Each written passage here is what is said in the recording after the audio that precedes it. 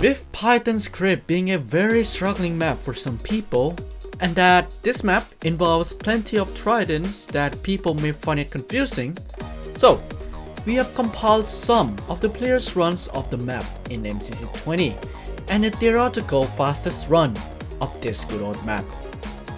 But before that, let's run down through each section of the map itself. The first section is what we call the foot race nostalgia.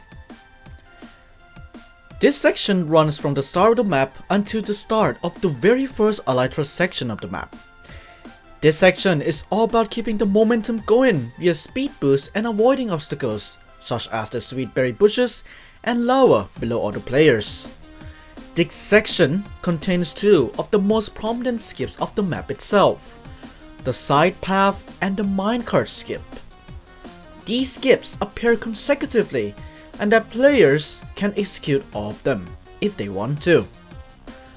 Only 2 people did all of these skips in MCC 20 from the perspectives we have, Fruitberries and Lumina, in which while Fruitberries did all the skips mentioned, Illumina did 5 out of 6 potential skips, with 1 being a fail for him.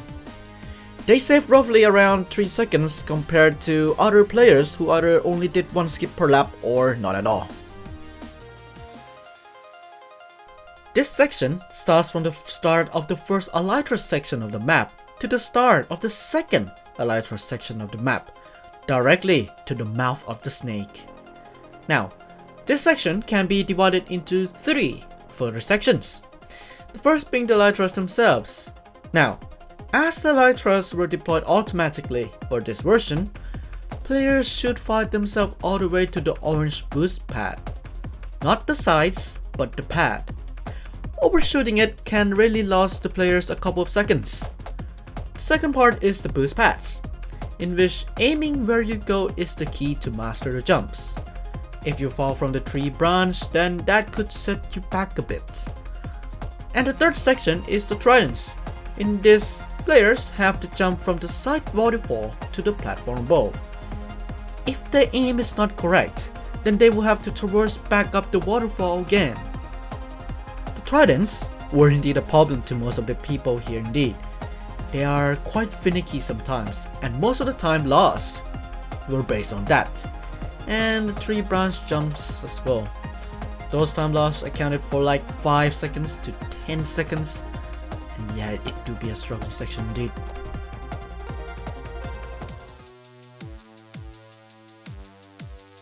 This section covers the second Elytra section and the snake climb. This section, in this case, stops when the player touches the water for the next underwater section of the map. Now, this is all about trying not to get stuck inside the snake, as of course, getting stuck means you are wasting valuable time in the snake itself.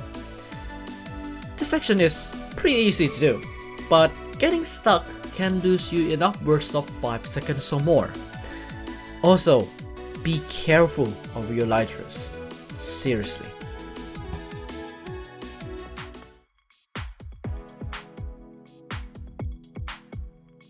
This section covers the underwater section of the map, all the way to the final Elytra section of the map. This section is really trident heavy, as one of the biggest skips of the map is this. Yes, the tridenting at the end of the underwater section. Now, to accomplish this, try to aim at the waterfall on the side itself by going to the further right of the underwater section before exiting. This can be a really huge skip if this was done carefully, as if it's not done carefully or successfully, that could waste some seconds to your time. Otherwise though, the rest of the sections is all about aim precision. Aim each waterfall carefully, and for the last waterfall, you should aim to not get stuck at the archway, as it can glitch you out a lot. Now, this section's time varies a lot depending on those tridents, but keeping consistency is very crucial here, as some who did the skips still get around 20 or 22 seconds for this section.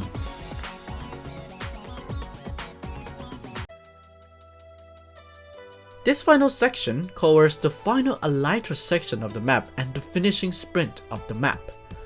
Now, for the lighter part of the section, try to aim low and avoid hitting the ceiling here, as that could slow you down.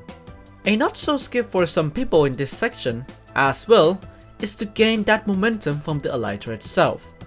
However, this is not too effective, as the distance is not that dominant, with the difference here between once executing them and not around 50 milliseconds, which is not a lot actually.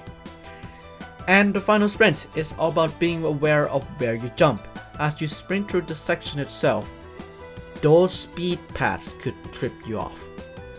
All in all, it is somewhat a stretch feeling when you think about it, and the time here is really neck and neck, around 12 or 13 seconds or so.